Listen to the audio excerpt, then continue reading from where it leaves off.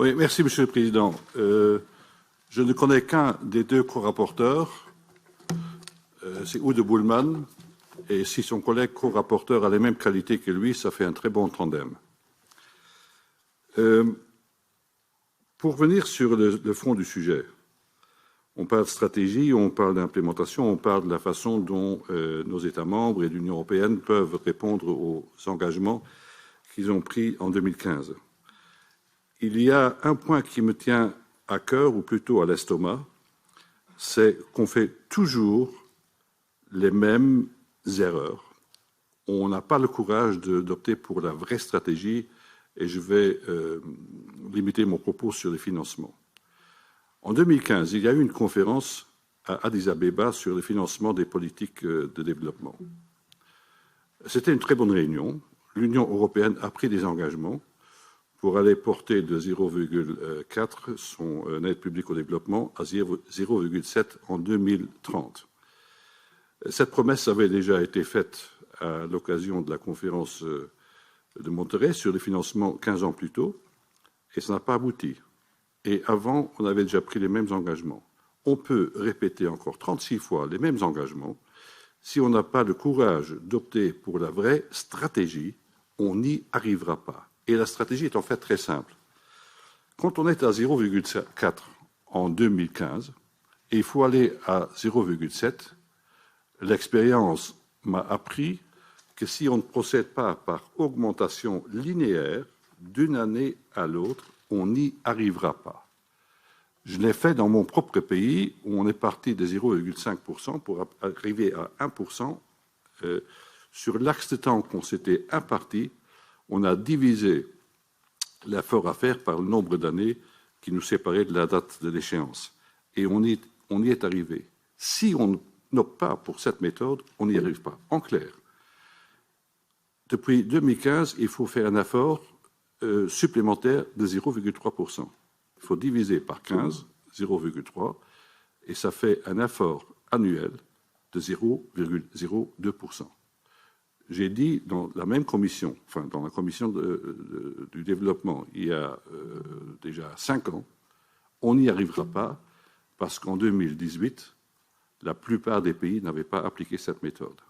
C'est aussi simple que cela. Et j'espère que la Commission pourra porter ça à l'un des conseils des ministres du développement, à l'une des réunions, plutôt que de faire des tours de table qui ne cessent d'ennuyer le monde. On ferait mieux de se pencher sur les méthodes qui marchent.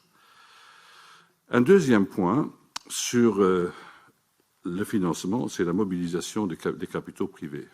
Nous avons fait un rapport à la Commission du développement sur le devoir impérieux de mobiliser au moins presque 2 000 milliards d'euros supplémentaires. C'est de l'argent qui manque dans les trésoreries de l'État. C'est la raison pour laquelle il faut mobiliser la collecte de capitaux privés, et j'espère que ce rapport aussi sera suivi d'effet. J'aimerais demander à la Commission, je ne sais pas si elle intervient tout à l'heure, dans quelle mesure elle entend prendre en considération les remarques que nous avons faites. Et dernier point, les objectifs de développement durable. On fait suite aux Millennium Development Goals qui ont été adoptés en l'an 2000.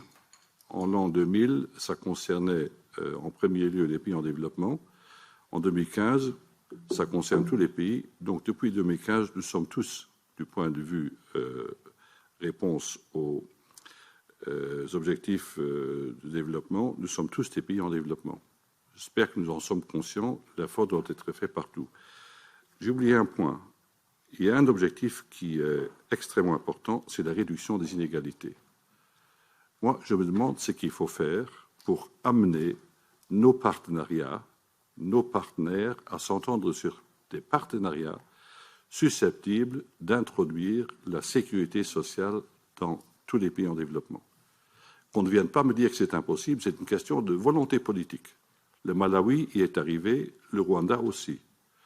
Les Américains l'ont fait sous Obama, J'ai fait allusion à 3 pays qui ont des niveaux de développement extrêmement différents, qu'on ne vient donc pas me dire si on peut réussir dans ces 3 catégories de pays, qu'on ne vient pas me dire que c'est l'impossible.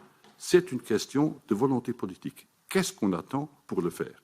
Et le deuxième moyen pour réduire les inégalités, c'est de faire partager nos systèmes de fiscalité avec les pays qui sont encore assez loin d'une collecte d'impôts équitable.